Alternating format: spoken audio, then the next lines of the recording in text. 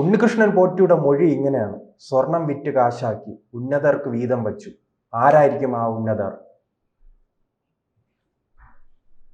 ഇത് ഉണ്ണികൃഷ്ണൻ പോറ്റി സ്വർണം വിറ്റ് കാശാക്കി എന്ന് പറയണതിനെ ഇത്ര പെട്ടെന്ന് വിറ്റ് കാശാക്കി എന്ന് ഞാൻ വിശ്വസിക്കില്ല. കാരണം സാധാരണ നമ്മൾ ഭീമ ജ്വല്ലറിന്നോ ആലൂക്കാസിന്നോ വാങ്ങിച്ച സ്വർണ്ണമാണെങ്കിൽ നമ്മൾ ഉടനെ അത് മറച്ചു വയ്ക്കാം. ശബരിമല പോലെ ഇത്രയും ലോകപ്രശസ്തമായ, ഇത്രയും ഭക്തർ അന്ധമായി ആരാധിക്കുന്ന ഒരു സന്നിധിയിലെ ഒരു മുട്ടുസൂചി ആയാൽ കൂടി അതിൻ്റെ വില എന്ന് പറയണത് അത് ത്രാസിൽ തൂക്കി വിൽക്കാൻ പറ്റുന്ന വിലയല്ല. ഇപ്പം അവിടെ ഇരുന്ന ഒരു പാത്രം, ആ ഒരു പാത്രം ഉപയോഗശൂന്യമായതുകൊണ്ട് നമുക്ക് ഒരു ചെറിയൊരു ഉദാഹരണം പറയാം. പത്മനാഭസ്വാമി ക്ഷേത്രത്തിൽ സുപ്രീം കോടതിയുടെ ഇടപെടലുണ്ടായി. അപ്പോൾ ഇടപെടലുണ്ടായപ്പോൾ അവിടെ പല കല്ലറകളുണ്ട്, ABCDEF എന്നൊക്കെ പറഞ്ഞ കല്ലറകളുണ്ട്. ഈ കല്ലറകളിൽ പല വസ്തുക്കളും പല കല്ലറകളിൽ സൂക്ഷിക്കുന്നു. അപ്പോൾ സുപ്രീം കോടതി പറഞ്ഞത് ഇതിനകത്ത് എന്തെല്ലാമാണ് ഈ ഓരോ കല്ലറയിനുമുള്ളത്, ഇതിനെല്ലാമുള്ള രജിസ്റ്റർ വേണം. അപ്പോൾ അവിടെ എന്താണ്, മതിലകം ഓഫീസ്, ഇതിൻ്റെ രജിസ്റ്ററുണ്ട്, എന്തൊക്കെയാണ് ഇതിനകത്തുള്ളതെന്ന് രജിസ്റ്ററുണ്ട്. പക്ഷേ അത് പോരാ. ഇപ്പോൾ അതിനകത്തിരിക്കുന്നത് ഒരു സ്വർണ്ണ മുഖമാണെങ്കിൽ, അല്ലെങ്കിൽ സ്വർണ്ണ കവചമാണെങ്കിൽ, അല്ലെങ്കിൽ എന്തെങ്കിലും കേടുപാട് വന്ന ഒരു പഴയ വിഗ്രഹമാണെങ്കിൽ അത് എന്ത് മെറ്റീരിയലാണ്? ഉദാഹരണത്തിന് സ്വർണം എന്ന് പറയുമ്പോൾ 18 22 24 അതിൻ്റെ ക്യാരറ്റ്, അതിന് എത്ര തൂക്കമുണ്ട്, അതിലെന്തെല്ലാം അമൂല്യ രത്നങ്ങൾ പതിച്ചിട്ടുണ്ട്, അതിൻ്റെ അളവ്, അതിൻ്റെ മൂല്യം എന്ന് പറയുന്ന വിലയല്ല, അതിൻ്റെ എക്സാക്റ്റ് ഫിസിക്കൽ കണ്ടൻറ്റ്, ഈ രീതിയിൽ ഇൻവെൻട്രി തയ്യാറാക്കാൻ പറഞ്ഞു. അങ്ങനെയാണ് ഒരു ഇൻവെൻട്രി ഉണ്ടാക്കിയത്. അപ്പോൾ ചില അറകളിൽ സൂക്ഷിച്ചിരിക്കുന്നത് ഉപയോഗിച്ചുകൊണ്ടിരുന്നപ്പോൾ കേടുപാട് വന്നു പോയതിനെ മറിച്ചങ്ങ് വിൽക്കുകയല്ല ഉടനെ, അതൊരു അറയിലേക്ക് അങ്ങ് സൂക്ഷിക്കും. കാരണം അതിനെ അത്രയും നാളും പൂജനീയമായി വെച്ച് പൂജ ചെയ്ത ഒരു വസ്തുവാണ്. അപ്പോൾ ഒരു അമൂല്യമായ വസ്തുവാണ്, അതിനെ അവിടെ തന്നെ വയ്ക്കുന്നു. അപ്പോൾ ആ വസ്തുവിൻ്റെ 3 ഡയമെൻഷണൽ ഫോട്ടോഗ്രാഫിയൊക്കെ എടുത്ത് അതിൻ്റെ വിദഗ്ധന്മാരെ ഇന്ത്യൻ ഇൻസ്റ്റിറ്റ്യൂട്ട് ഓഫ് സയൻസിൽ നിന്നും അല്ലെങ്കിൽ നമ്മുടെ ISRO നിന്നൊക്കെയുള്ള സയൻറ്റിസ്റ്റുകളെയൊക്കെ ഉൾപ്പെടുത്തിയ ഒരു കമ്മിറ്റി, അവരുടെ നേതൃത്വത്തിലാണ് അതിൻ്റെ മൂല്യനിർണ്ണയം ചെയ്തത്. അപ്പോൾ ഇവിടെ സംഭവിക്കുന്നത് എന്താണ്, അയ്യപ്പൻ്റെ മുമ്പിൽ വെച്ചിരുന്ന ഒരു വസ്തു, അത് അയ്യപ്പൻ്റെ കതകായിക്കോട്ടെ, ആ കതകിൻ്റെ ഒരു ബോൾട്ട് ആയിക്കോട്ടെ, അല്ലെങ്കിൽ അവിടെ ചാർത്തിയിരുന്ന എന്തെങ്കിലും ഒരു വസ്തു ആയിക്കോട്ടെ, ഇത് പുറത്തു പോയാൽ, ഇപ്പോൾ ഉദാഹരണത്തിന് നമ്മൾ കേട്ട ഒരു സംഭവമാണ് വാർത്തയിൽ, അയ്യപ്പൻ്റെ ഈ ഒരു ദർശന സമയം കഴിഞ്ഞാൽ, അതായത് അയ്യപ്പൻ അത് കഴിഞ്ഞ് ലയത്തിലാണ്, പിന്നെ പൂജയില്ല, അടുത്ത ദിവസം രാവിലെ നട തുറക്കില്ല, പൂജയില്ല, അടയ്ക്കുന്നു. ഈ സമയം അയ്യപ്പൻ ധ്യാനത്തിലാണ് അല്ലെങ്കിൽ യോഗനിദ്രയിലാണ്. ഈ സമയത്ത് അയ്യപ്പൻ്റെ കയ്യിൽ ഒരു മാന്ത്രിക ദണ്ഡ് വെച്ചിട്ടാണ് അയ്യപ്പനെ യോഗനിദ്രയിലാക്കുന്നത്.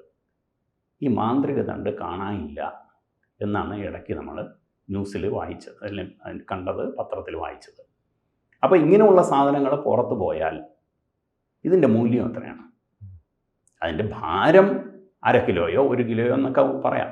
അത് സ്വർണ്ണമാണോ വെള്ളിയാണോ ചെമ്പാണോ പഞ്ചലോഹമാണോ എന്തോ ആയിക്കോട്ടെ, ഇത് എന്തിനുള്ള വസ്തുവായാലും എത്ര തന്നെ അതിൻ്റെ ഭാരമായാലും അതിൻ്റെ വാല്യൂ എന്ന് പറയണത് അത് വാങ്ങുന്നയാൾ എത്രത്തോളം കൊടുക്കാൻ തയ്യാറുണ്ടോ അതാണ് അതിൻ്റെ വാല്യൂ.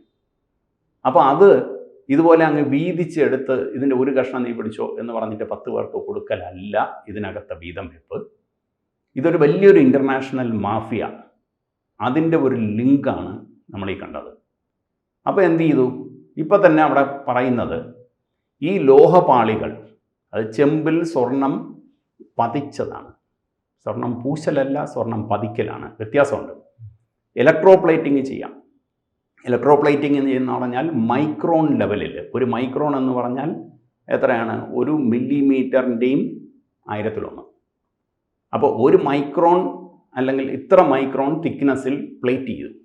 ഇത് പ്ലേറ്റ് ചെയ്ത വസ്തുവല്ല, തകിടിനെ തന്നെ, സ്വർണ്ണ തടിനെ തന്നെ ഇതിൻ്റെ മുകളിൽ പിടിപ്പിക്കുകയാണ്. അതിന് പ്രത്യേക കെമിക്കൽ ഉപയോഗിച്ച് ആ ബേസ് മെറ്റീരിയൽ ഏതാണോ അതിൻ്റെ മുകളിൽ ആ കെമിക്കൽ ഉപയോഗിച്ചിട്ട് അതിൻ്റെ ഇടയിൽ വായു ഇല്ലാത്ത രീതിയിൽ ഈ തകിടിനെ അതിലേക്ക് പിടിപ്പിക്കും. ഇങ്ങനെ പിടിപ്പിക്കുന്നതാണ് അത് ആലേപനം ചെയ്ത കവചങ്ങൾ. ഈ കവചങ്ങളാണ് എടുത്തുകൊണ്ട് പോയത്. അപ്പോൾ ഇത് എടുത്തുകൊണ്ട് പോയത് എല്ലാവർക്കും അറിയാം. അതിൽ പ്രത്യേകിച്ച് ഒന്നുമില്ല, ഒരു റെക്കോർഡുമില്ല. കൃത്യമായി മോഷണ രീതിയിൽ അതിനെ അഴിച്ചെടുത്ത് കൊണ്ടുപോയി. അല്ല, അതാണ് ഉണ്ണികൃഷ്ണൻ പോറ്റിക്ക് മാത്രം അങ്ങനെ എടുക്കാൻ പറ്റില്ല. ഉണ്ണികൃഷ്ണൻ പോറ്റി ഇതിന് അധികാരപ്പെട്ട ആളല്ല. ഇത് അധികാരപ്പെട്ടതെന്ന് പറയുന്നത് അവിടുത്തെ സെക്യൂരിറ്റി വിങ്ങാണ്. ഇത്രയും പോലീസുകാരുണ്ട്. അല്ലാതെ അവിടുത്തെ അഡ്മിനിസ്ട്രേറ്റീവ് ഓഫീസറുണ്ട്, എക്സിക്യൂട്ടീവ് ഓഫീസറുണ്ട്, വിജിലൻസ് ഓഫീസറുണ്ട്. ഇതിൻ്റെ എല്ലാം മുകളിൽ നമ്മുടെ ബഹുമാനപ്പെട്ട ഹൈക്കോടതി ചുമതലപ്പെടുത്തിയിരിക്കുന്ന ദേവസ്വത്തിൻ്റെ സ്പെഷ്യൽ കമ്മീഷനുണ്ട്. ഇതിൻ്റെ എല്ലാം ഇത് എടുക്കാവൂ. അല്ലാതെ പെട്ടെന്ന് ദേവസ്വം ബോർഡ് തീരുമാനിച്ചു അല്ലെങ്കിൽ പ്രസിഡന്റ് തീരുമാനിച്ചു എന്ന് പറഞ്ഞുകൊണ്ട് ഇതിനെ അഴിച്ചെടുക്കാൻ പറ്റില്ല. ഇനി ഇത് അഴിച്ചെടുക്കണമെങ്കിൽ തന്നെ ഇങ്ങനെയുള്ള കാര്യങ്ങൾക്ക് തന്ത്രിയുടെ അപ്രൂവലൂടെ വേണം. ഇപ്പോൾ ശബരിമലയെ സംബന്ധിച്ചിടത്തോളം മേൽശാന്തി എന്ന് പറയുന്നത് ഒരാൾ വന്നു കഴിഞ്ഞാൽ ഒരു ടേമേ ഉള്ളൂ. അത് കഴിഞ്ഞാൽ അടുത്ത മേൽശാന്തി അടുത്ത വർഷം എടുക്കും. പക്ഷെ അവിടെ ഒരു തന്ത്രിയുണ്ട്. തന്ത്രിക്കാണ് ഈ താന്ത്രിക കാര്യങ്ങൾ ഇതുപോലെയുള്ളതിൻ്റെ അൾട്ടിമേറ്റ്. അപ്പോൾ തന്ത്രി അറിഞ്ഞിരിക്കും. തന്ത്രിയുടെ പേരെ എഴുതിയിട്ടുള്ളൂ, തന്ത്രി ഒപ്പിട്ടിട്ടില്ല. ഈ അഴിച്ചെടുത്ത് കൊണ്ടുപോയതിലൂടെ വ്യക്തമാക്കുന്നത് തന്ത്രി അറിഞ്ഞിട്ടില്ല, അല്ലെങ്കിൽ തന്ത്രി അതിന് സമ്മതം കൊടുത്തിട്ടില്ല. ഇനി രണ്ടാമതൊരു സംഗതി, ഈ ഇരിക്കുന്ന ഇതെന്താണ്, ദ്വാരപാലക ശില്പങ്ങൾ എന്നേ അതിനെ വിളിക്കൂ. നമ്മൾ ഒരിക്കലും അതിനെ ദ്വാരപാലക വിഗ്രഹം എന്ന് പറയാറില്ല. വിഗ്രഹവും ശില്പവും തമ്മിലൊരു വ്യത്യാസമുണ്ട്. അകത്തിരിക്കുന്ന ശാസ്താവ് അല്ലെങ്കിൽ ഒരു ഗണപതി ക്ഷേത്രത്തിൽ നിന്നാൽ അകത്തിരിക്കുന്ന ഗണപതി വിഗ്രഹം, അത് വിഗ്രഹമാണ്. വിഗ്രഹത്തിൽ നമ്മൾ പൂജ ചെയ്യും, വിഗ്രഹത്തിന് നമ്മൾ അഭിഷേകം ചെയ്യും. വിഗ്രഹത്തിൽ തന്ത്രി വന്ന് താന്ത്രിക പ്രയോഗം വഴി അതിനെ എനർജൈസ് ചെയ്യും. അപ്പോൾ ഇതിൽ പറയുന്നത് വിശേഷേണ ഗൃഹ്യതേ ഇതി വിഗ്രഹ എന്നാണ്. ആ വിഗ്രഹം എന്ന് പറയുന്ന വസ്തു ഏതായാലും, അതൊരു പടമായാലും അതൊരു റിലീഫായാലും അതൊരു ശില്പമായാലും അത് ഏത് മെറ്റീരിയലുള്ളതായാലും അതിൽ നമ്മൾ വിശേഷപ്പെട്ട എന്തോ ഒന്ന് അതിൽ നിന്ന് ഗ്രഹിക്കാനുണ്ട് എങ്കിലാണത് വിഗ്രഹമാവുന്നത്. അപ്പോൾ ഈ ദ്വാരപാലക ശില്പങ്ങൾ രണ്ട് സൈഡിൽ നമുക്ക് മിക്കവാറും എല്ലാ അമ്പലങ്ങളിലും ദ്വാരപാലകർ കാണും. അതിൻ്റെ ഫ്രണ്ടിൽ ഗദയോ വാളോ ആയുധമോ ഒക്കെ വെച്ച് ദ്വാരപാലകർ നിർത്തും രണ്ട് സൈഡിൽ. എന്തു തന്നെയായാലും അവിടെയുള്ളൊരു വസ്തു, അത് അയ്യപ്പൻ്റെ നടയിൽ അല്ലെങ്കിൽ ധർമ്മശാസ്താവിൻ്റെ നടയിലുള്ള ദ്വാരപാലക ശില്പമാണ്. അതിൽ നിന്നാണ് ഒരു വസ്തു അഴിച്ചെടുക്കുന്നത്. അപ്പോൾ അവിടെ നിന്ന് ഇതിനേക്കാളും മുമ്പേ നടന്ന തട്ടിപ്പുകൾ നമ്മൾ കാണണം. വിജയ് മല്യ എന്ന് പറഞ്ഞ് ഇന്നും ഭാരതത്തിൽ വരാതെ ഒളിച്ച് താമസിക്കുന്ന, ഇംഗ്ലണ്ടിൽ താമസിക്കുന്ന, അവിടെ നിന്ന് ഇങ്ങോട്ട് കൊണ്ടുവരാൻ ഇതുവരെ പറ്റിയിട്ടില്ല, കേസുകളുണ്ട്. ഇയാളിവിടെ വന്നിട്ട് വിജയ് മല്യ മാത്രമല്ല, ദേവപ്രശ്നം വെപ്പ് തന്നെ സംശയാസ്പദമാണ്. ദേവസ്വം ബോർഡാണ് ദേവപ്രശ്നം വയ്ക്കുന്നത്. ദേവസ്വം ബോർഡെന്ന് പറയുന്നത് ആരാണ്? എല്ലാം രാഷ്ട്രീയക്കാരാണ്. ആരാണോ ഭരണത്തിലിരിക്കുന്നത് അവർ തിരികെ കയറ്റുന്ന അല്ലെങ്കിൽ അവരുടെ നോമിനികളായിട്ടുള്ളവരാണ് ദേവസ്വം ബോർഡിൽ വരുന്നത്. അവർ രാഷ്ട്രീയക്കാരാണ്. ദേവസ്വം പ്രസിഡന്റ് രാഷ്ട്രീയക്കാരനാണ്, രാഷ്ട്രീയ നോമിനിയാണ്. അപ്പോൾ ഇവരെല്ലാം കൂടെ ആയിട്ടാണ് തീരുമാനിക്കുന്നത്. നമുക്കൊരാളിനെ വിളിക്കാം, എന്നിട്ട് ഒരു ഗ്രൂപ്പിനെ വിളിച്ച് ദേവപ്രശ്നം വെച്ചു. ദേവപ്രശ്നം വയ്ക്കുമ്പം പറയും ഇന്ന സാധനത്തിൽ കേടുണ്ട്, ഇത് മാറ്റണം, ഇതാണ് ദേവഹിതം എന്ന് പറയും. ഇങ്ങനെ ഒരുക്കം നടന്നിട്ടുള്ളതാണ് ശബരിമലയിലെ കൊടിമരം മാറ്റൽ. ശബരിമലയിലെ കൊടിമരം ദ്രവിച്ചിരിക്കുകയാണ്, ഇതിനെ മാറ്റണമെന്ന് പറഞ്ഞ് മാറ്റി. അപ്പോൾ കൊടിമരം എങ്ങനെയാണ്? സാധാരണഗതിയിൽ അതിനകത്തിരിക്കുന്നത് നല്ല പാകപ്പെട്ട തടി, ആ മരം നോക്കി മുറിക്കണം. ഇതിനെ കൊണ്ടുവന്ന് വളരെ പൂജയോടുകൂടി തന്നെയാണ് ഈ മരം മുറിക്കുന്നതും ഇതിനെ കൊണ്ടുവരുന്നതും. ഇതിനെ എണ്ണത്തോണിയിലിട്ട് എത്രയോ നാൾ ജപിച്ച് ഇതിനെ പരുവപ്പെടുത്തിയെടുക്കും. എന്ന് വെച്ചാൽ അതിനകത്ത് മറ്റ് ഇൻസെക്ട്സോ ചെതലോ ഇങ്ങനെയുള്ള കാര്യങ്ങളൊന്നും വരാത്ത രീതിയിൽ ഇതിൽ ഈ പ്രത്യേക ഒരു വൈദ്യപ്രകാരമുള്ള എണ്ണ, അതും ഈ മന്ത്രജപങ്ങളോടും കൂടി എണ്ണ ഇതിനകത്ത് പിടിപ്പിക്കുകയാണ്. അപ്പോൾ പിന്നെ ഇതിന് വളമൊന്നും ഉണ്ടാകുകയില്ല. ഇത് കഴിഞ്ഞാൽ ഇതിൻ്റെ മുകളിലാണ് സ്വർണം കവർ ചെയ്ത ചെമ്പോ പിത്തളയിലോ ഉള്ള പറകൾ, അത് അടുക്കിയാണ് ഒരു കൊടിമരം ഫൈനലി അതിൻ്റെ ഫൈനൽ രൂപം. അപ്പോൾ നടുക്ക് നിൽക്കുന്ന തടിയായിരിക്കും. ആ തടിക്ക് ഏറ്റവും മുകളിൽ നിന്ന് നമ്മൾ ആദ്യത്തെ പറ ഇറക്കി വയ്ക്കും. അതിൻ്റെ ആദ്യം ബേസിൻ്റെ മുകളിൽ താമര അങ്ങനെയൊക്കെ വന്നിട്ട് ഈ ഓരോ രൂപങ്ങളെയും ഇതിൽ സ്വർണം കവേർഡായിരിക്കും. പഴയ സാധനം അവിടെ പോയി, പഴയത് അഴിച്ചെടുത്തു കഴിഞ്ഞാൽ പുതിയത് വരണം. സ്വാഭാവികമായും ഇത് ദേവസ്വം പ്രോപ്പർട്ടിയാണ്, ഇത് സ്ട്രോങ് റൂമിൽ കാണണം. അപ്പോൾ ഇത് അഴിച്ചെടുത്തപ്പോൾ സംഭവിച്ചത് ഇതിൻ്റെ ഏറ്റവും മുകളിലുള്ള ശബരിമല ധർമ്മശാസ്താവിൻ്റെ വാഹനമായ വാജി രൂപം കുതിര, ഇത് ഏറ്റവും മുകളിൽ കാണാം. ഇപ്പോൾ നമ്മൾ പത്മനാഭസ്വാമി ക്ഷേത്രത്തിൽ നിന്നാൽ ഗരുഡൻ കാണാം. ഒരു ദുർഗാദേവി ക്ഷേത്രമാണെങ്കിൽ അതിൻ്റെ മുകളിൽ ഒരു സിംഹം കാണാം. അപ്പോൾ ഏതാണോ മൂർത്തി, ആ മൂർത്തിയുടെ വാഹനമാണ് കൊടിമരത്തിൻ്റെ ഏറ്റവും മുകളിൽ. അതാണ് ഈ പരിസരത്തിലുള്ള ഹയ്യസ്റ്റ് പോയിൻ്റാണ്. അതായത് നമ്മുടെ സാങ്ക്ടം സാങ്ക്ടോറിയത്തിൻ്റെ കൂരയെക്കാളും അതിൻ്റെ മുകളിലിരിക്കുന്ന താഴികക്കുടങ്ങളെക്കാളും ഹയ്യസ്റ്റ് പോയിന്റിലായിരിക്കും ഒരു ഗോപുരമില്ലെങ്കിൽ ഇല്ലാത്ത ക്ഷേത്രമാണെങ്കിൽ ഈ പറയുന്ന ധ്വജസ്തംഭമാണ് ഏറ്റവും പൊക്കം കൂടിയത്. അതിൻ്റെ ഏറ്റവും മുകളിലിരുന്നതാണ് ഈ പറയുന്ന വാജിവാഹനം. ഇത് അഴിച്ചെടുത്തു, ഈ വാജിവാഹനം പോയി, അവിടെ ഇല്ല. എത്ര രൂപ തരും? നമുക്ക് ഇതൊരു ബില്യണിയറുടെ, ഒരു വലിയൊരു വ്യവസായിയുടെ, അല്ലെങ്കിൽ ഒരു കച്ചവടക്കാരൻ്റെ അടുത്ത്, ഒരു ഭക്തനായിട്ടുള്ള ആളുടെ അടുത്ത് ചെന്ന് ചോദിച്ചാൽ ഒരാൾ പറയും ഞാൻ വേണേൽ 5 കോടി രൂപ തരാം, ഞാൻ ഈ സാധനം കൊണ്ടുപോയി എന്ത് ചെയ്യണമെന്നുള്ളത് ചോദിക്കാൻ നമുക്ക് ഇല്ല. എടുത്ത് വിൽക്കുന്ന കള്ളന് ഇതിനുള്ള അധികാരമില്ല, എവിടെ വയ്ക്കുന്നു, അത് അദ്ദേഹം പൂജാമുറി വയ്ക്കുകയോ എന്തുവേണോ ചെയ്യും. ഈ വാജിവാഹനം ഇപ്പോൾ ദേവസ്വം ബോർഡ് കസ്റ്റഡിയിലില്ല, ഇതവിടെ നിന്ന് മിസ്സിംഗ് ആണ്. അപ്പോൾ ഇതും സ്വർണം പൂശിയതാണ്. അതുപോലെയാണ് ഇപ്പോൾ ധർമ്മശാസ്താവിൻ്റെ കഥക്, അതിൻ്റെ കട്ടളയിൽ ഉള്ളത്, അതിൻ്റെ 2 സൈഡിലുള്ള ദ്വാരപാലകരുടെ പീഠം. നേരത്തെ തന്നെ ദ്വാരപാലകൻ പോയപ്പോഴത്തേക്കും പീഠം അവിടെ ഉണ്ടെന്ന് പറയുന്നത് എടുത്തുകൊണ്ട് വന്നപ്പോൾ പീഠം ഇതിൻ്റെ അളവല്ല. അപ്പോൾ സാധാരണ എന്താണ് ചെയ്യണത്? ഒരു സാധനം കവചം ചെയ്യണമെങ്കിൽ അത് മിക്കവാറും ചെമ്പിലായിരിക്കും ആദ്യം കവചം ഉണ്ടാക്കുന്നത്. അപ്പോൾ ചെമ്പിൽ കവചം ഉണ്ടാക്കണമെങ്കിൽ ഇതിൻ്റെ അവിടെ ഇരിക്കുന്ന കരിങ്കൽ ശില്പത്തിൻ്റെ ഒരു മോൾഡ് ആദ്യം ഉണ്ടാക്കണം. അപ്പോൾ ഇങ്ങനെ ഇരിക്കുന്ന ഒരു വസ്തുവിൻ്റെ മുകളിൽ ഒരു സാധനം വെച്ച് ആലേപനം ചെയ്തിട്ട് നമ്മളപ്പോൾ മാവ് പോലെ ഒരു സാധനത്തിന് ഇതിൻ്റെ മുകളിൽ വെച്ചാൽ കുറച്ച് നേരം കഴിയുമ്പോൾ അത് കട്ടിയാവും. ഇതിനെ അവിടെ നിന്ന് ഇളക്കിയെടുക്കുമ്പോൾ ഇതിൻ്റെ ഒരു ക്യാവിറ്റി കിട്ടും.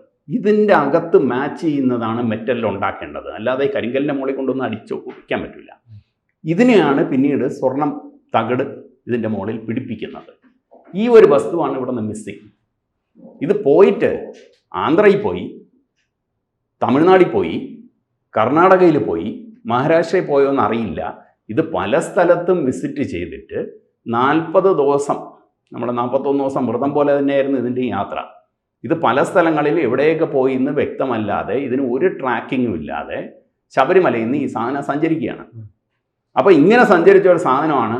ശബരിമലയ്ക്കും ഹിന്ദുക്കൾക്കും സുരക്ഷ ഒരുക്കുന്ന ദേവസ്വം ബോർഡ് അപ്പോൾ ഇത് അറിഞ്ഞിരിക്കില്ല. അവർ പറയുകയാണല്ലോ, ദേവസ്വം ബോർഡ് പിരിച്ചുവിടണമെന്ന് ഭക്തജനങ്ങൾ ആവശ്യപ്പെടുമ്പോൾ പറയും നിങ്ങൾക്ക് ഐക്യമില്ല, നിങ്ങൾക്ക് സുരക്ഷിത ബോധമില്ല, വലിയ തട്ടിപ്പും വെട്ടിപ്പും നടക്കുമെന്ന്. അപ്പോൾ ദേവസ്വം ബോർഡാണ് തട്ടിപ്പ്. ഇതൊരു ആഗോള തട്ടിപ്പ് കൊള്ള സംഘമാണ് ഇന്ന് ദേവസ്വം ബോർഡ്.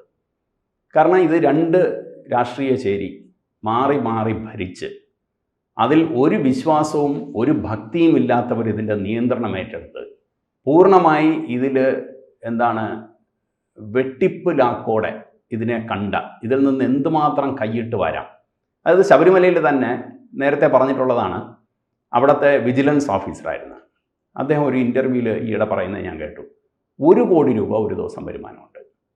ഈ 1 കോടി രൂപ ഇവിടുന്ന് രഹസ്യമായി ഇതിനെ ബാങ്കിൻ്റെ സഹായത്തോടുകൂടി തിരുവനന്തപുരത്തേക്ക് കടത്തുകയും ഇതിനെ വീതം വെച്ച് കൊടുക്കുകയും ചെയ്യും ഇതിൽ നിന്ന്. അപ്പോൾ എത്ര കോടി അവിടെ ശബരിമല വരുന്നു എന്നുള്ളത് ആർക്കും അറിയില്ല. അത് അവിടെ വരുന്നു മുമ്പേ അറിയാം. നമുക്കിതിങ്ങനെ ഒരു കൺവെയർ ബെൽറ്റ് വഴി അപ്പുറത്തെ ഒരു മുറിയിലേക്ക് വീഴും, അവിടെ നിന്നാണ് ഇതിനെടുത്ത് മാറ്റുന്നത്. കാരണം ഒരു ഭണ്ഡാരപ്പെട്ടിയിൽ ഇത് നിറയാൻ അതിനേക്കാൾ കൂടുതൽ വരും. അപ്പോൾ ഇത് നേരെ അണ്ടർഗ്രൗണ്ട് വഴി അപ്പുറത്തേക്ക് പോവുകയാണ്. ഇതിൽ നിന്ന് കൈയിട്ട് വരാൻ വേണ്ടിയാണ് ഈ ദേവസ്വം ബോർഡിൽ ജീവനക്കാരായിട്ട് ജോലി നേടുന്നത്, അല്ലാതെ തുച്ഛമായ ശമ്പളത്തിന് വേണ്ടിയല്ല. അപ്പോൾ ദേവസ്വം ബോർഡിൽ ഒരു ജോലി കിട്ടണം എങ്ങനെയാണ്? അത് നമ്മൾ രാഷ്ട്രീയ പാർട്ടിയിൽ നിന്ന് കൊടി പിടിച്ച് പോസ്റ്റർ ഒട്ടിച്ച് നേതാക്കന്മാരുടെ സേവ ചെയ്ത് ഇങ്ങനെയൊക്കെ നടന്നിട്ട് സഖാവേ അല്ലെങ്കിൽ നേതാവേ എനിക്കൊരു ജോലി കിട്ടുമോ, ഇങ്ങനെ ദേവസ്വം ബോർഡിൽ ഇതാ ഇപ്പോൾ ഒഴിവുണ്ട് എന്ന് പറയുമ്പോൾ ദേവസ്വം റിക്രൂട്ട്മെൻറ്റ് ബോർഡിൽ പാർട്ടി നേതാവിൻ്റെ ശുപാർശ അല്ലെങ്കിൽ ഒരു കമ്മിറ്റിയുടെ ശുപാർശ വഴിയാണ് ഒരു ജോലി കിട്ടുന്നത്. ഇതൊരു ഭക്തനോ ഒരു സാധാരണ ഒരു വിശ്വാസിക്കോ ഇങ്ങനത്തെ ഒരു ജോലി കിട്ടില്ല. അപ്പോൾ ഇതിനകത്ത് ആദ്യമേ ഒരു കള്ളനെ തന്നെ ജോലി കൊടുക്കും.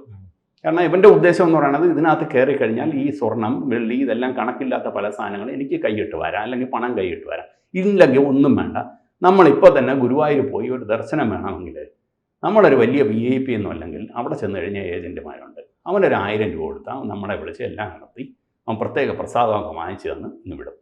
ഇതേപോലെ തന്നെ ശബരിമലയിലും ഇതുപോലുള്ള ഏജൻറ്റുമാരുണ്ട്. ഇപ്പം നമ്മൾ കേൾക്കുന്ന ഒരു പേരാണ് ഈ പറയുന്ന പരികർമ്മിയായി നിന്നയാൾ, ദേവസ്വം ബോർഡ് ഉദ്യോഗസ്ഥനല്ലാതെ അപ്പോയിൻറ്റഡ് ആൾക്കാർ അല്ലാതെ പുറത്തു നിന്ന് വന്ന് സ്വയം പരികർമ്മിയായി നിന്നയാൾ. ഇനി നമ്മൾ മറ്റൊരു പേര് കേൾക്കണില്ലേ, മുരാരി ബാബു. മുരാരി ബാബു എന്ന് പറയുന്നത് ദേവസ്വത്തിൻ്റെ അസിസ്റ്റൻറ്റ് കമ്മീഷണറായിരുന്നു. അപ്പോൾ അയാൾക്കിപ്പോൾ വരുന്ന അലിഗേഷൻ എന്താണ്? ഒന്ന്, ഇവിടെ നടന്ന ഈ പറയുന്ന ശബരിമല കംപ്ലീറ്റ് സ്വർണം പൂശിയ UB ഗ്രൂപ്പിൻ്റെ ഇതായിരുന്ന സ്മാർട്ട് ക്രിയേഷൻസ് അല്ല ഞാൻ പറയുന്നത്, മറ്റേ കർണാടകയിലുള്ള ഇയാളുണ്ടല്ലോ, UB ഗ്രൂപ്പിൻ്റെ തലവൻ, മറ്റേ എയർക്രാഫ്റ്റ് ഉണ്ടായിരുന്നു, മദ്യ കച്ചവടമൊക്കെ ഉണ്ടായിരുന്ന. അപ്പോൾ അയാളുടെ ഇതിനിടയ്ക്കുള്ളൊരു മീഡിയേറ്റർ ആയിട്ട് ഇയാൾ വർക്ക് ചെയ്യുകയാണ്. അപ്പോൾ അത്രയും വലിയൊരു ധനികനെ ഇവിടെ കൊണ്ടുവന്നാലും ആ ധനികൻ ഇവിടെ വേറെ സ്വാധീനമൊന്നുമില്ല. അപ്പോൾ ഇയാൾ പറയുന്നതെല്ലാം ആ ധനികൻ നോക്കുമ്പോൾ ഇവിടെ നടക്കുന്നുണ്ട്. അപ്പോൾ ഇയാളാണ് ഇവിടുത്തെ ആളിനാൾ. അതിന് ദേവസ്വത്തിൻ്റെ എക്സിക്യൂട്ടീവ് ഓഫീസറെ കണ്ടാൽ ഇതുപോലെ നടക്കില്ല. ആ രീതിയിൽ താഴെയറ്റം മുതൽ മോളറ്റം വരെ മുഴുവൻ പേർക്കും കൊടുക്കേണ്ട കൈക്കൂലി കൊടുത്ത് കാര്യങ്ങൾ സാധിച്ചു കൊടുക്കും. ഇയാളെ കൊണ്ട് നടയിൽ നിർത്തി മേൽശാന്തി വേണമെങ്കിൽ പ്രസാദം കൊടുത്ത് കൈ കൊടുക്കുക. നമ്മളൊക്കെ ചെന്ന് അടിച്ചോടിക്കും. അവിടെ സൈഡിൽ നിൽക്കുന്ന ഒരുത്തൻ, ഒരു ദേവസ്വം ബോർഡിൻ്റെ ജീവനക്കാരൻ, ഒരു പ്യൂണായിരിക്കും. അവൻ അവിടെ വന്നു കഴിഞ്ഞാൽ പിന്നെ രാജകീയ പോസ്റ്റാണ്. നടയിൽ പറഞ്ഞ ഭക്തനെ എല്ലാം തള്ളി മാറ്റുക. ഇവിടെ ഇങ്ങ് നിൽക്കരുത്, പിന്നെ ഇവിടെ പിന്നെ ഭക്തനെ നിൽക്കാൻ അല്ലാതെ നട എന്തിനാണ്, നിനക്ക് നിൽക്കാനോ? അവിടെ ഒന്നൊരു മന്ത്രി നിന്നാൽ, ഒരു ഭഗവാനെ നോക്കി തൊഴാത്തൊരു മന്ത്രി നിന്നാൽ മാറി നിൽക്കാൻ പറയില്ല. എത്ര നേരം വേണം നിൽക്കാം. നമുക്കിതാ ഇന്നലത്തെ വീഡിയോ ഉണ്ടായാൽ ദേവസ്വം ബോർഡിൻ്റെ പ്രസിഡന്റ് ആ ഇടത്തെ അറ്റത്ത് വന്ന് തലയും ഫ്രണ്ടിലോട്ടിട്ട് അവിടെ തന്നെ നിൽക്കുകയാണ്, മാറണില്ല. ഇത്രയും വേലകളെല്ലാം നടത്തിയ ശേഷം ഇന്നലെ ഇത് ചെയ്യുന്നു. ഇന്നലെ അതുപോലെ തന്നെ ഇന്നലെ നട തുറന്നു. നട തുറന്നതിന് ശേഷം ഈ പറയുന്ന ദ്വാരപാലകരുടെ ലോഹപ്പാളി കൊണ്ടുവന്ന് ഫിറ്റ് ചെയ്തു. ഇന്നലെ ഫിറ്റിംഗ് നടന്നു. മുഴുവൻ തെളിവെടുപ്പ് നടന്നുകൊണ്ടിരിക്കുകയാണ്. സ്പെഷ്യൽ ഇൻവെസ്റ്റിഗേഷൻ ടീം ഉണ്ടാക്കിയിട്ടുണ്ട്. എന്താണ് ഇവിടെ നിന്ന് കൊണ്ടുപോയത്, എന്താണ് തിരിച്ചു വന്നത്, ഇതൊന്നും ആരും ചെക്ക് ചെയ്യേണ്ട. അതിനു മുമ്പേ ഞങ്ങളിതാ ഇത് ശാസ്താവിനെ സമർപ്പിച്ചു. ഇനിയിപ്പോൾ ഇതിൽ ആർക്കും തൊടാൻ പറ്റില്ലല്ലോ. മോട്ടിക്കേണ്ട കള്ളനും മോട്ടിക്കാം, അത് എടുത്തുകൊണ്ട് പോവാം. തിരിച്ചു വന്നത് വെച്ച് മുറുക്കിയപ്പോൾ വളരെ പാടുപെട്ടാണ് ഇവർ മുറുക്കിയത്. ഇപ്പം ഞാനൊരു എഞ്ചിനീയറാണ്, മെക്കാനിക്കൽ എഞ്ചിനീയറാണ്. ഞാൻ ജോലി ചെയ്യുന്നവനാണ്, കൈകൊണ്ട് ജോലി ചെയ്യുന്നവനാണ്. ഒരു സാധനം ഇളക്കിയെടുത്താൽ ഏത് സാധനം എവിടെ നിന്ന് ഇളക്കിയെടുത്തു എന്നുള്ളത് എനിക്കൊരു മെൻ്റൽ പിക്ചർ കാണും. തിരിച്ചിതിനെ കൊണ്ടുവന്ന് മുറുക്കുമ്പോൾ ഒരു ഡ്രോയിങ്ങും ഒന്നും എനിക്ക് റെഫർ ചെയ്യേണ്ട ആവശ്യമില്ല. കൃത്യമായി ഓരോ സാധനങ്ങൾ അതാത് സ്ഥലത്തിൽ വെച്ച് അതിൽ ഏത് ആണിയാണോ ഏത് സ്ക്രൂ ആണോ ഉണ്ടായിരുന്നത് അതുപോലെ മുറുക്കി അതിനെ ഫിറ്റ് ചെയ്യും. ഇളക്കിയെടുക്കുമ്പോൾ ശ്രദ്ധിച്ച് ഇളക്കൂ. ഇതങ്ങനെയല്ല, ഇവർ തപ്പയാണ്. എവിടുത്തെ സാധനം ഏത്, എങ്ങനെ പിടിപ്പിക്കണം, ഇവർ തപ്പിയാണ് ഇത് ചെയ്യുന്നത്. കാരണം എന്തായിരിക്കും? സ്വാഭാവികമായും പോയ സാധനമല്ല തിരിച്ചു വന്നത്. ഈ സാധനത്തിനെ കൊണ്ടുപോയി ഇതുപോലെ വേറൊരു ഫേക്ക് സാധനം ഉണ്ടാക്കിയ ശേഷം മറ്റേതിനെ മാറ്റി അതിനെ നമുക്ക് രഹസ്യമായിട്ട് നമുക്ക് എല്ലാവർക്കും കൂടെ ചേർത്ത് കച്ചവടം ചെയ്യാം. അതാണല്ലോ ഇയാൾ ഇന്നലെ പറഞ്ഞത്. എന്നെ പിടിച്ചു കഴിഞ്ഞാൽ ഒരുപാട് പേര് കുരുങ്ങും. കാര്യം ഇയാൾക്ക് ഈ സ്വാധീനം കൊടുത്തിരിക്കുന്നതും ഇയാൾക്ക് ഈ പിൻബലം, ഇയാൾ ഇന്നലെ വരെ ഒളിവിൽ പോയിട്ടില്ല. ഇന്നലെ ഇയാളുടെ വീട്ടിൽ നിന്ന് ഇയാളെ അറസ്റ്റ് ചെയ്യുന്നത് വരെ ഇയാൾ വീട്ടിൽ തന്നെ ഉണ്ട്. ഇയാൾക്കറിയാം ഇയാളെ കൂടുതലൊന്നും ആരും ചെയ്യാൻ പോണില്ല. കാരണം അന്വേഷിക്കാൻ പോണതാര്? നമ്മളിവിടുത്തെ ക്രൈം ബ്രാഞ്ചിനെ വെച്ച് നമ്മളുണ്ടാക്കിയിരിക്കുന്ന ഒരു സ്പെഷ്യൽ ഇൻവെസ്റ്റിഗേഷൻ ടീം. ഇതിൽ തന്നെ അലിഗേഷൻ വന്നിരിക്കുന്നു. ഈ പാളികൾ ഊരിയെടുത്ത സമയത്ത് ഡ്യൂട്ടിയിലുണ്ടായിരുന്ന പോലീസ് ഉദ്യോഗസ്ഥർ തന്നെ ഈ പറയുന്ന SITയിൽ അവർ നുഴഞ്ഞു കയറിയിട്ടുണ്ട്.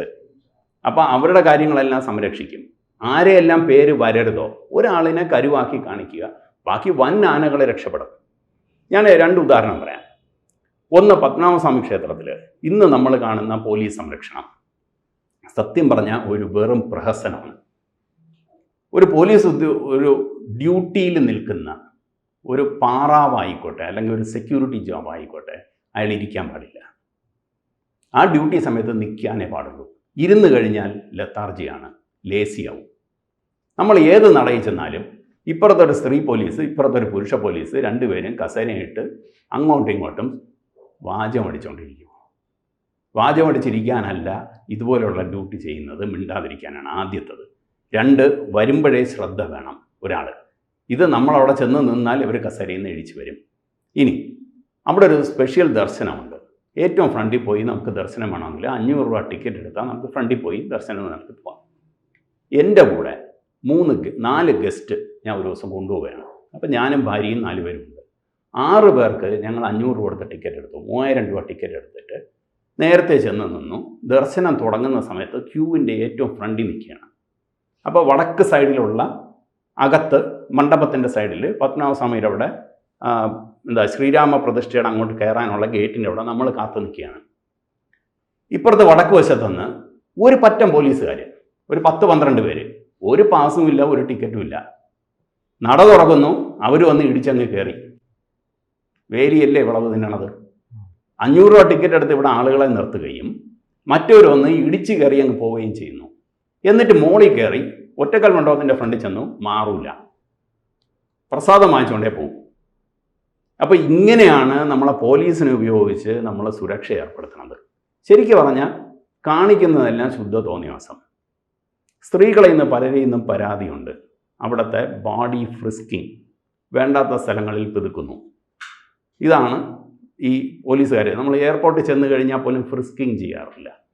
എയർപോർട്ടിൽ ചെന്ന് കഴിഞ്ഞാൽ മെറ്റൽ ഡിറ്റക്ടർ ഉപയോഗിച്ച് ചെക്ക് ചെയ്യും, വിടും. അപ്പോൾ ഈ രീതിയിൽ അത് സംശയമുണ്ട്. ഞാൻ തന്നെ ഒരു പോലീസ് ഉദ്യോഗസ്ഥൻ്റെ അടുത്ത് പറഞ്ഞു, എനിക്ക് സംശയമുണ്ട് സാറേ, ഇവിടെ ഉള്ള ഡ്യൂട്ടിക്ക് അവർ ഹോമോസെക്ഷുവലാണോ, ഒന്ന് ചെക്ക് ചെയ്യണം. അപ്പോൾ കാരണം എന്താണ്? കാരണം ഇത് തന്നെയാണ് അഭിപ്രായം. ഇങ്ങനെയുള്ള പരാതികളുണ്ട്. പ്ലീസ്, ഇതൊരു അമ്പലത്തിന് പറ്റിയില്ല. അമ്പലത്തിന് കയറുന്നതിന് മുമ്പ് ഇങ്ങനെ വേണ്ടാത്ത ശരീരഭാഗങ്ങളിൽ അമർത്തുന്നത് അല്ലെങ്കിൽ തൊടുന്നത്, അത് കുളിച്ച് വരുന്ന ഒരു സ്ത്രീ അല്ലെങ്കിൽ പുരുഷൻ്റെ ഇതിൽ കാണാറില്ലേ, സ്ത്രീകളുടെ കാണാറുള്ളൂ ഈ പ്രശ്നം. അപ്പോൾ ഇത് ഒന്ന്. രണ്ടാമതൊരു സംഗതി എനിക്ക് പറയാനുള്ളത്, ഇത്രയും ദേവസ്വം ബോർഡ് ജീവനക്കാരുണ്ട്, ശബരിമലയിൽ ഇഷ്ടംപോലെ ജീവനക്കാരുണ്ട്, ക്ലീനിങ് തൊഴിലാളികളുണ്ട്. ഞാൻ 4 ദിവസം മുമ്പാണ് ചിദംബരം ക്ഷേത്രത്തിൽ പോയിട്ട് തിരിച്ചു വന്നത്. അപ്പോൾ ചിദംബരം ക്ഷേത്രത്തിൽ പോയത് അവിടെ ഒരു കൈങ്കര്യം ചെയ്യാനാണ്. കാരണം 2 വർഷം ആവുന്നു ചന്ദനം അരയ്ക്കാനുള്ളൊരു യന്ത്രം ഞങ്ങൾ ഉണ്ടാക്കിയത്, അവിടെ ഒരു ഭക്തൻ സമർപ്പിച്ചത്, അതിൻ്റെ മെയിൻ്റനൻസ്, അതിനുവേണ്ടി 2 ദിവസം അവിടെ തങ്ങിയിട്ട് വരികയാണ്. അവിടെ പോയി 1 ദിവസം മുഴുവൻ ഇത് അഴിച്ച് എടുത്ത് അതിൻ്റെ മാറ്റേണ്ട പാർട്സ് മാറ്റി ശരിയാക്കി കൊടുത്തിട്ട് തിരിച്ചു വരുന്നു. പക്ഷെ ഞങ്ങളവിടെ ഉള്ള സമയത്ത് കർണാടകയിൽ നിന്നും ആന്ധ്രയിൽ നിന്നും സ്ത്രീകളും പുരുഷന്മാരും അവർ കൈങ്കര്യം ചെയ്യാൻ വേണ്ടി അവിടെ വന്നിരിക്കുകയാണ്. അപ്പോൾ അവർ പറയുന്നത് ഏകദേശം 1000 പേരുണ്ട് കഴിഞ്ഞ 2 ദിവസം. തറ തൂക്കണോ, പാത്രം കഴുകണോ, തറ തുടയ്ക്കണോ, തേച്ച് കഴുകണോ, എന്ത് വേണോ ഞങ്ങൾ ചെയ്യാൻ റെഡി. ആരും ഒരു പൈസയും കൊടുക്കണ്ട. ഇത് പൂർണ്ണ സമർപ്പണത്തോടെ വന്ന് ചെയ്യാൻ ഭക്തർ തയ്യാറാണ്. ഇതിന് ഈ പറയുന്ന രാഷ്ട്രീയക്കാരൻ്റെ സേവ ചെയ്ത് അവിടെ സ്പെഷ്യൽ റിക്രൂട്ട്മെൻറ്റിൽ വന്ന് കയറി ജോലി ചെയ്യാതിരിക്കുന്ന ജീവനക്കാരൻ്റെ ആവശ്യം ഇതിനൊന്നുമില്ല. ഒരു വിഗ്രഹത്തിൽ തൊടണ്ട, ഒരു ലോഹപാളി അഴിച്ചെടുക്കണ്ട. പക്ഷേ ഇങ്ങനെയുള്ള പ്രവൃത്തികൾക്ക് ഇഷ്ടം പോലെ കൈങ്കര്യം ചെയ്യാൻ ഭക്തരെ കിട്ടും.